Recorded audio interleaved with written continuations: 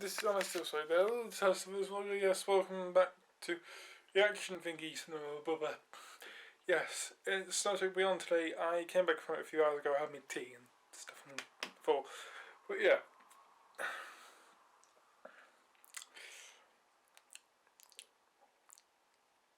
I've got no real thoughts on it. It's not gauge. I've left it a few hours, mainly because of my tea. But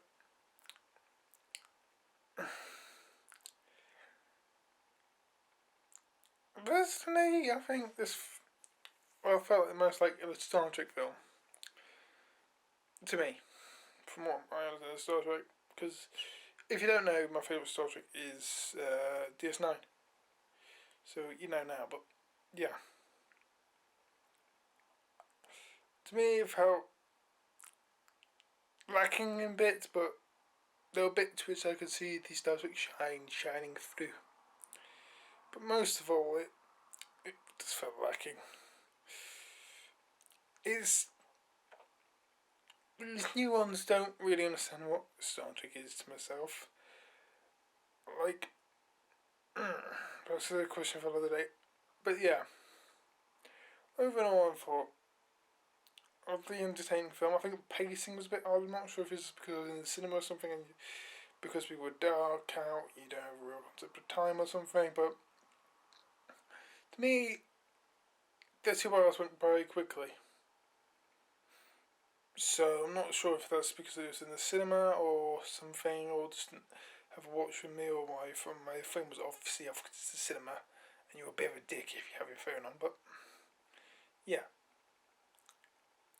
So timing wise, I probably have to wait some of the time to see if I can get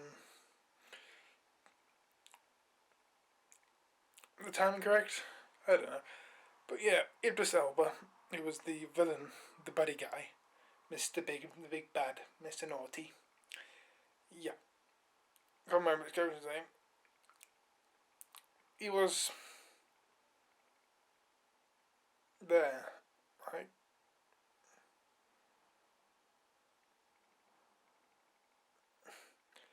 He did his life dream thing, then he got the artifact, and yeah, and then he put it in the machine, and then he swore him, then he killed the person, and yeah.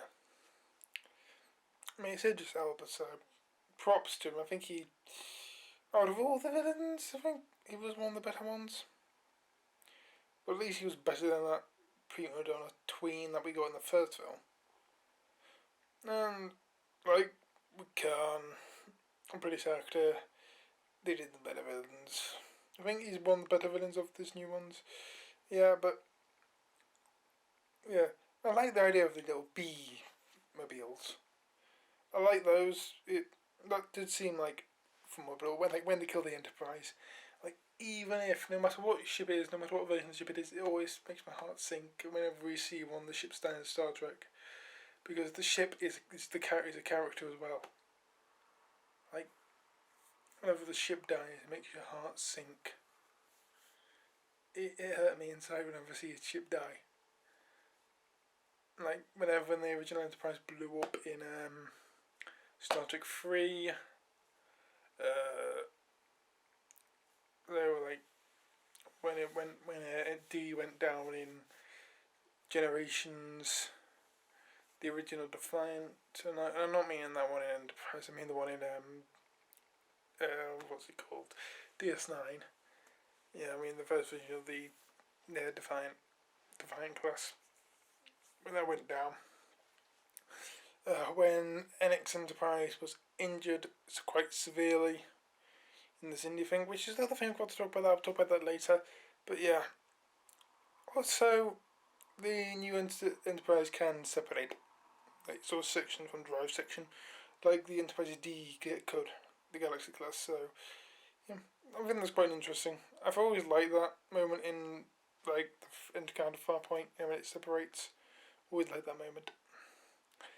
But yeah, the whole NX class debacle with that first Warp class ship. Like, I've read the goof section on IMDb, And according to one of them, it says it's like it was reclassified when the Federation Starfleet became a thing. So that might be why, and it has many, many, many, many numbers. But that might be why it's just going along. So they started with like NX1 and NX2, which were the Enterprise and Columbia, and then it started with all the other ships when the Federation was formed. So obviously it went through all the Shulkin ships, the other guys' ships. I can't remember the names of them. But yeah, Trillites, wasn't it? It was Trillites, Andorians, Falcons, and Humans was the group, wasn't it? Yeah. And at the end, they had that whole searching beyond the scars and little monologue they have. And it was film was dedicated to Leonard Nimoy and that Chekhov guy. Can't remember the actor's name. Yeah, but the whole Nimoy's death thing, that was kind of handled nicely. I'm not, because they couldn't really do much with it, because obviously he died before filming even started. So all they really could do was mention it. But the moment where Spock takes a little imagery out with like his belongings of the original TOS crew,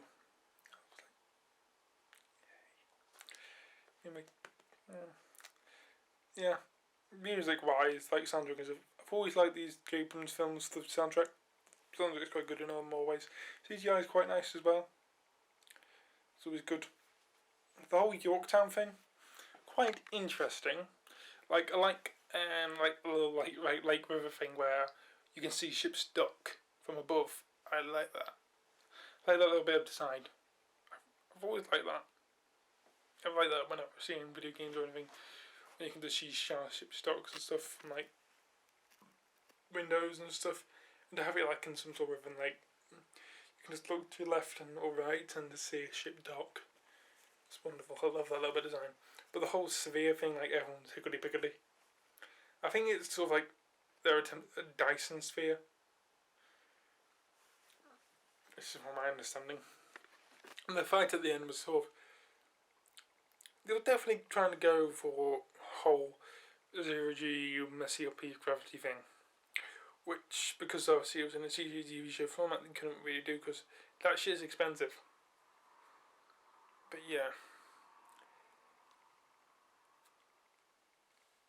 all in all, I think it's personally I think it's the best out of the Abrams trilogy. It's not saying much, but it's definitely the best out of the Abrams trilogy. For me, my personal sense. And yeah. Ugh. Still coming from food. But yeah, all in all, I think it's alright. It's nowhere near the best bit of Star Trek ever. Because it's more violence and action and stuff, but I enjoyed it. But it broke me for in the first minute. Like the first minute, Kirk was just doing. I came here to do peace offering and things like that. Now this sounds like Star Trek, yeah. But this sounds like Star Trek. Maybe this is going to be nice. Because they can have their last way they want, but it's going to be nice. Then the alien guy's like, I do like the alien guy's design because not all of them look like humans with different skin colours and stuff. Like they can be sort of balls of fur and stuff. Like the triples. But yeah, I like the design aliens. It's a bit out of the box. Yeah, but the fact they were like that tall or something, I thought, oh good god. At the moment you show the real height on screen, I thought they're not going to be serious. They've stopped being serious with this. They're going to just do it for laughs, and I was right. There were Ricky Gervais adverts before the film, and that guy just freaked me the fuck out. They may have put me off. I don't know. But yeah, it got a few laughs. But yeah, all in all, it was right nice film. Good few hours, wasted a few hours watch. I would recommend watching it. But yeah, anyway, remember, live long and prosper, and goodbye.